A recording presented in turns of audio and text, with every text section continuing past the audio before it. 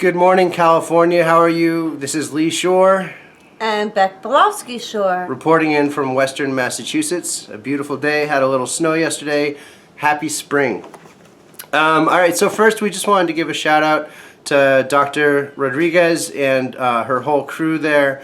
Really appreciate that you're bringing Buried in Treasures workshop and peer support for people with too much stuff to the Stanford area. So thank you for that. Thank you for your dedication, and really looking forward to these groups rolling out. So what we want to do today is talk about our personal connections to Buried in Treasures, the facilitator guide, and language and stigma. So I guess I'll get us started. So I've been a collector my whole life, but it really wasn't getting to be problematic until after I had settled down after college and traveling. About 2000, when I moved into my first apartment, and had a couple of roommates. Easy to start to acquire and accumulate a lot of stuff, and that's what I did. And it started out as really a helpful thing socially for me. I found that people were interested in my stuff, therefore we had something to talk about. What started out as a solution actually became the problem, because one thing led to more and more and more, and before I knew it, I was actually embarrassed to have people over. Well, somehow I still managed to meet Beck, and we still managed to make that connection. And I guess when she was coming over, I would just kind of push things out of the way enough so that we could hang out. But after we got married and after we moved into our own place, things got really tight. So what we had to do is make a decision, really I did.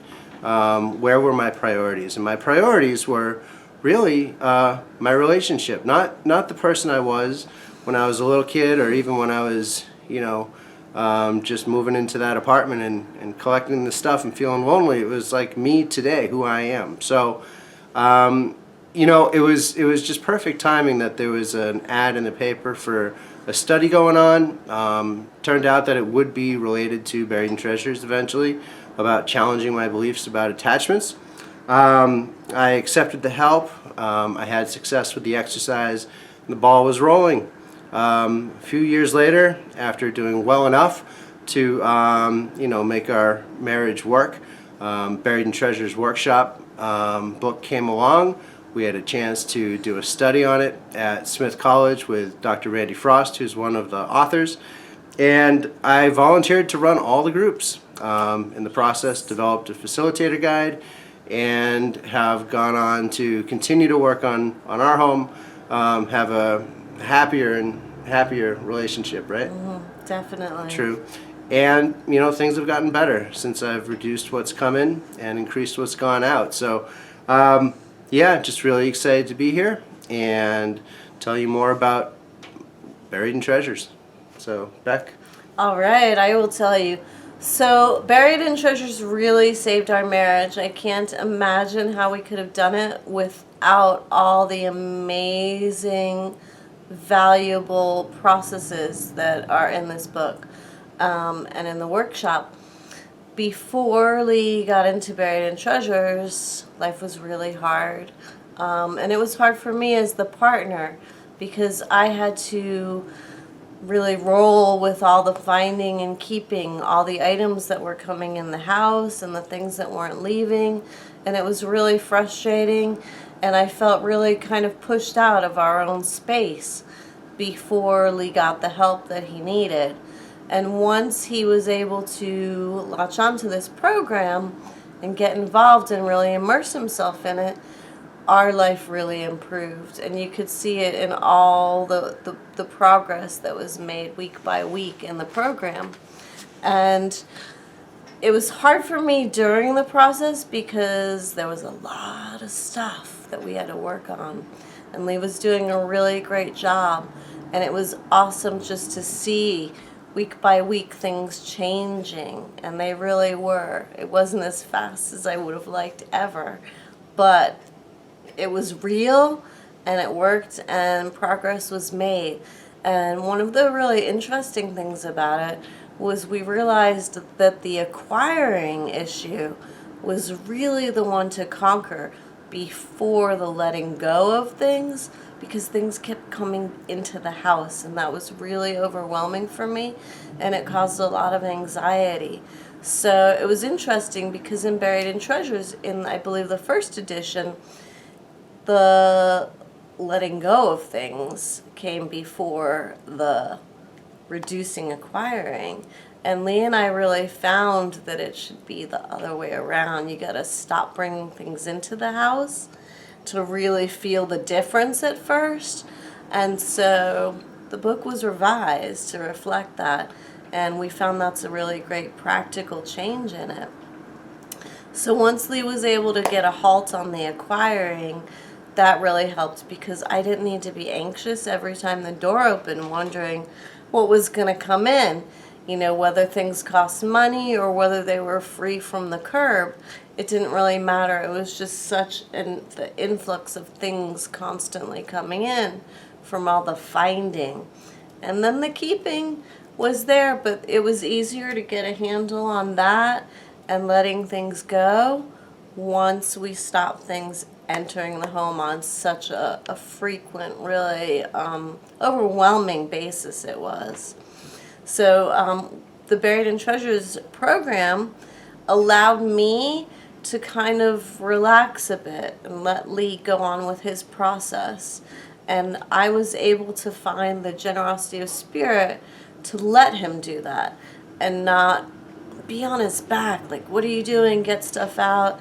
And it really helped the emotional dynamic in our household, because he had something that he was actually working on.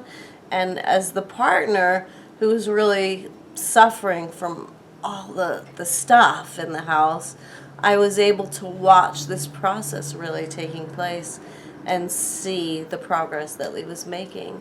And just watching it happen, really, it was fantastic, and it gave me relief. And we were really able to stick together through it. And while Lee was working on his progress through Buried in Treasures, I was able to get the help that I needed separately to do my part in our recovery. We both had things to do to make the marriage better and to work on our stuff issues.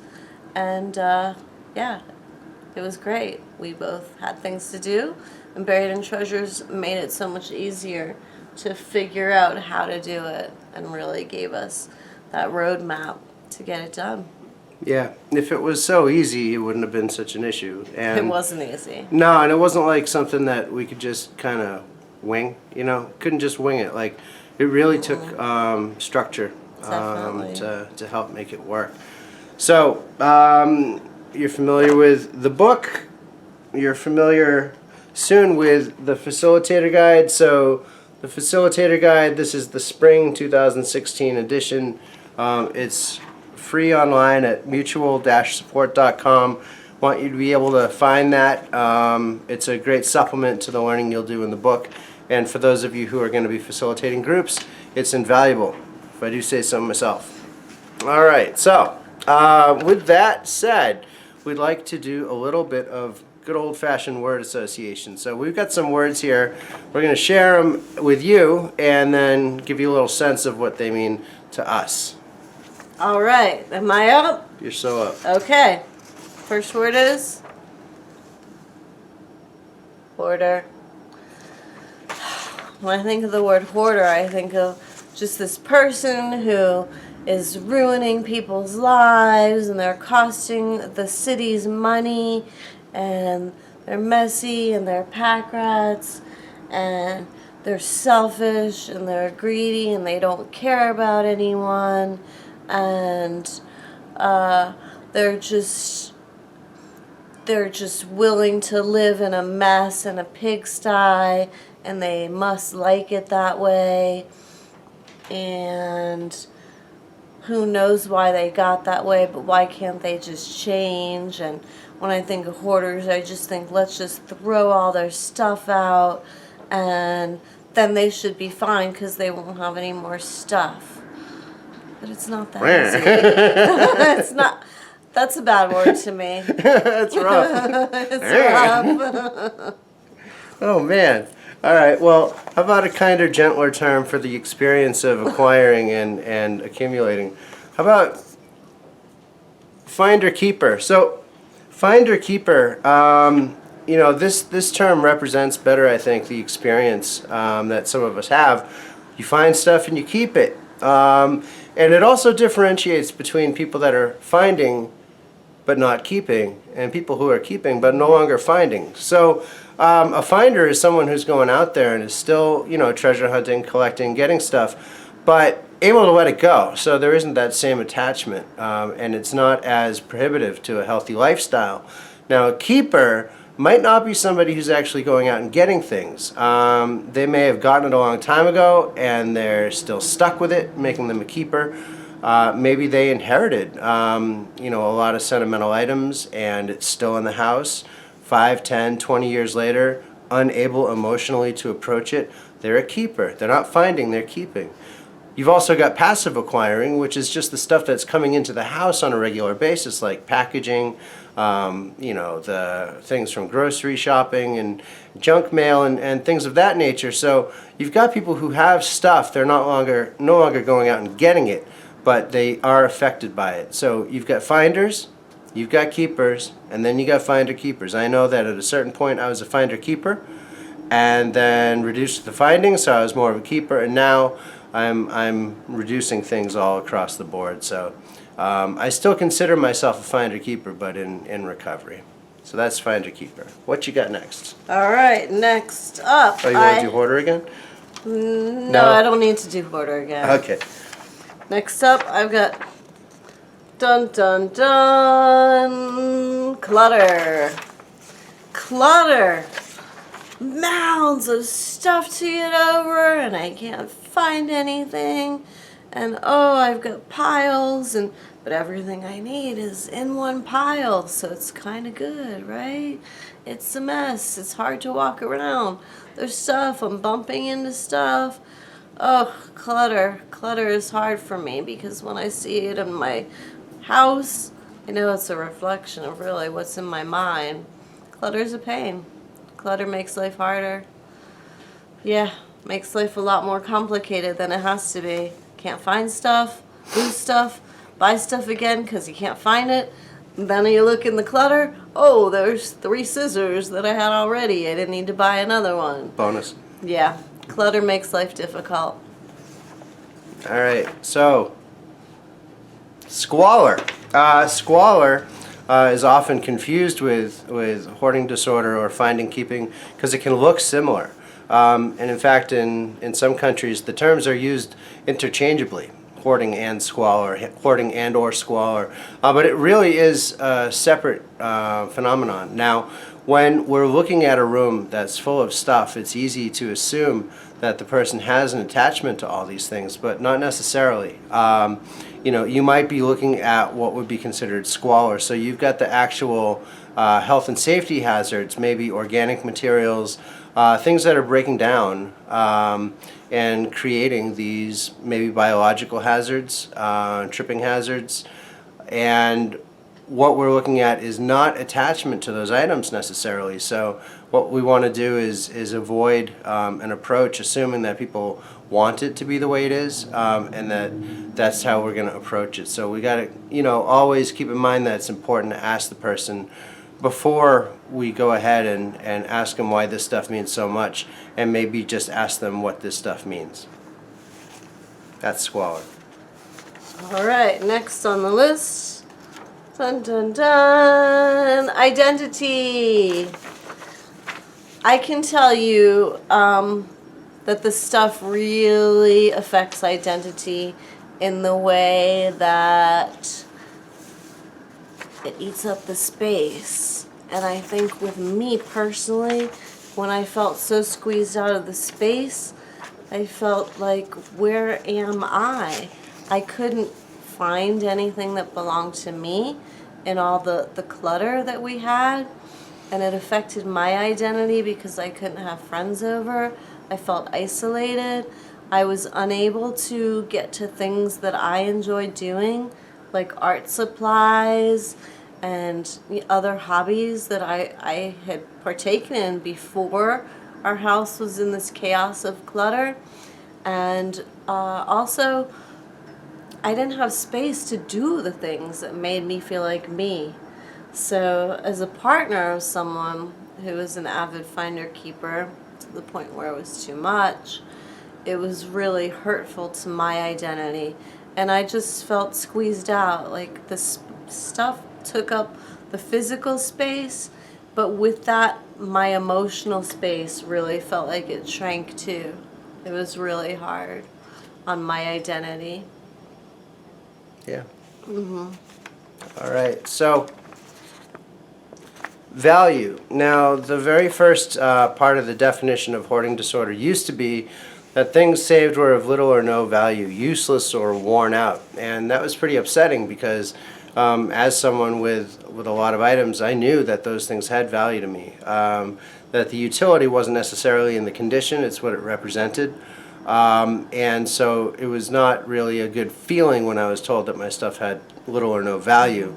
To me, it was not worthless. So that's why it's been so valuable, no pun intended, to be able to talk to people about what their stuff really means to them. So understanding that the value might stem from something beneath the surface may not be so obvious, but once we start to get to know a person through their stuff, we actually start to get to know them as a person as well. So just wanted to encourage a bigger picture view of what value really means. And on to stigma. Stigma prevents people from getting help. Stigma keeps people closed in their homes. It really is suffocating. It's the opposite of giving people hope, is when they feel overwhelmed by that stigma and they think they're the only ones and they're terrible, and there's just so many bad words for people who are suffering with this kind of challenge, you know? And the stigma prevents people from getting help. They see people getting yelled at on TV with this problem, and they think, if that's what the help is, I don't think I want it. So the stigma really keeps us all down, and man, it's hard to get over it. But I think the more we talk about it, we are opening it up. And the thing is, it's important for people to know that there is help out there, and it doesn't look like all the nasty things that people see in these salacious TV shows. There really is compassionate help in there, and the stigma just really stifles us, so we want to bust it. Yeah. What has stigma been, how do you think stigma affects people that are living in the household? Because you have had that experience and you've met a lot of people through our travels who live with other people's clutter. How do you think the stigma affects them? I think the stigma has a really powerful way of silencing people and making people crumble inside, really. And the people who suffer with the challenge of having too much stuff are affected by stigma. Their loved ones who are in the houses with them suffer, their partners. The children in these homes suffer because they have no one to talk to, because it's such a shameful kind of situation because of all the stigma that's out there. And really, this problem is so common that everywhere we go, we always will have someone say, "Oh, I have that problem," or oh my gosh, my mom has it," or "Oh, everyone." It's just so common that this stigma really needs to be broken, because I think everyone's living with this problem and thinking they're the only ones, but we know it's not true, and it's global, really. Yeah, you got millions of people in the U.S., millions and millions of people around the world that are struggling with this stuff. And so from where I'm sitting, stigma is brutal. I mean, it really does get in the way of people seeking support, accepting help, talking about this at all, because I think that they're afraid of the way they've seen people treated on television, and that for a lot of people is the only way they've seen people treated.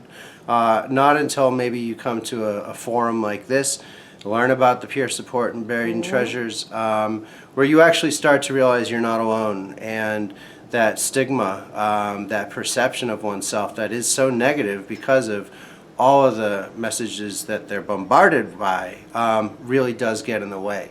So what you're doing today is really helping to bust through that stigma. And in honor of that, we would like to bust through some stigma ourselves. Where's my stigma? Your stigma's right here.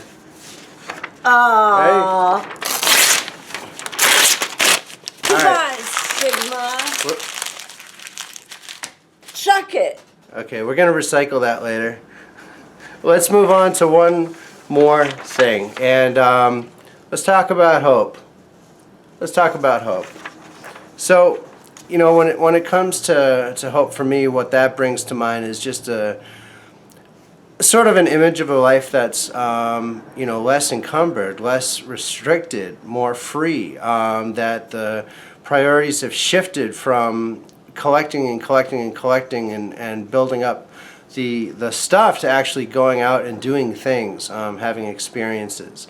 And so for me, the hope is really crucial, and it comes from that sense that other people have overcome their finding keeping problem. That I'm not the first, I won't be the last, but I have certainly come a long way, and I know that that gives other people hope. Seeing them have hope and move forward gives me hope. So it really goes back and forth. It's mutual. And so we really, you know, without hope, what do we have? You know, it's really the motivating energy, and it comes from seeing other people, for me anyway, doing well and staying well. So that's what hope means for me. How about you? Without hope, where would we be? Hopeless? We would be hopeless and probably helpless. But, you know, my hope came when I found the number that led me to connecting Lee with all this work you guys are doing. And it's amazing. And before I found help, there wasn't hope because I didn't know what we would do.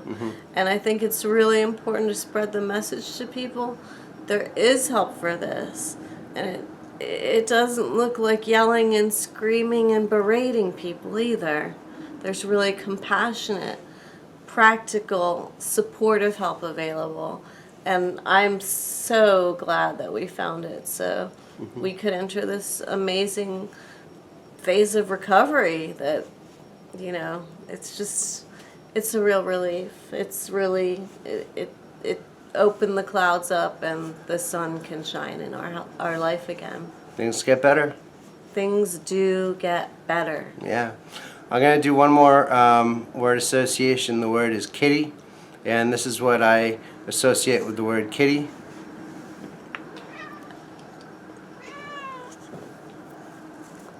Kitty. Say hi to California, Kaya.